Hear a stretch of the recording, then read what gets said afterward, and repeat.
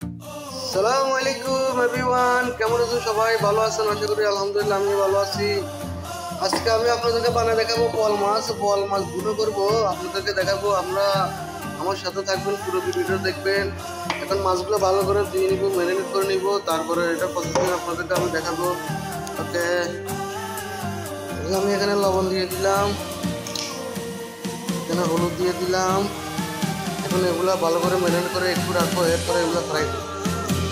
বন্ধুগণ দেখেন, আমার মাছগুলো আমি মশলা দিয়ে মাখিয়ে দিচ্ছি, এখন ফ্রাই করবো। এগুলা দেখবো, আপনাদেরকে আমি দেখাবো। আপনারা সবাই আমার সাথে থাকবেন, আমার ভিডিওটা দেখবেন।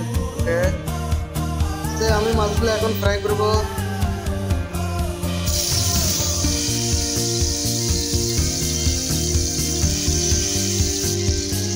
দেখেন আমার মাছগুলো আমি দিয়ে দিচ্ছি, এটা হচ্ছে বোয়াল মাছ।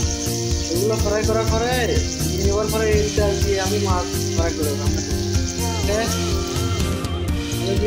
দেখেন আমার মাছ ফ্রাই হয়ে গেছে, এক প্লেটে নামাবো। মাছগুলো নিয়ে নিচ্ছি, এখানে মাছের তেলগুলোকে ঢালে দিব। এখানে আমি কাঁচামরিচ, পেঁয়াজ, রসুন কেটে নিয়েছি করে, এখন এটার ভিতরে তেল দিয়ে দিব।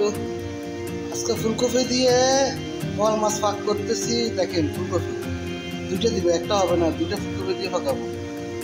মাছের জন্য মশলা করতেছি। এখানে হলুদের গুঁড়ো দিয়ে দিলাম 1 চামচ, ধনিয়ার গুঁড়ো দিয়ে দিলাম 1 চামচ, জিরার গুঁড়ো দিয়ে দিলাম 1 চামচ, এটা মাছের মশলা 1 চামচ, লাল মরিচের পাউডার 1 চামচ, এটা মিক্স মশলা, এটা দিয়ে দিচ্ছি হালকা পরিমাণ মতন। ব্যাস, পেঁয়াজটা এখন লাল না, পেঁয়াজটা লাল হলে এখানে মশলাগুলো দিয়ে দিব, এরপর ভালো করে কষাবো মাছ।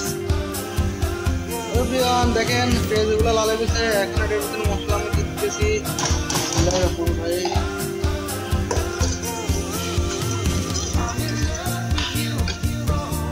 মশলাটা কষানো হয়ে গেছে, এখন আমি দিয়ে দিব ফুলকপি।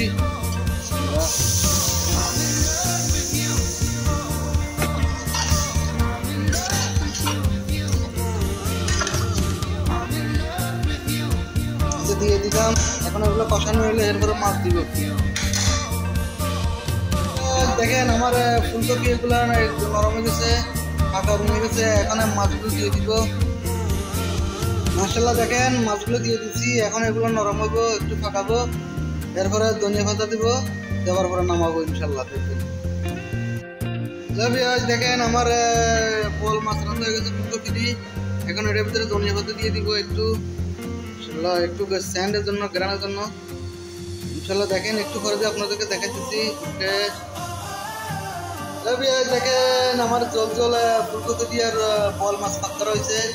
কার কার ভালো লাগে এরকম রান্না, একটু হালকা হালকা ঝোল সাদা ভাতের সাথে অনেক মজা হয়। দেখেন মাশাআল্লাহ মাশাআল্লাহ।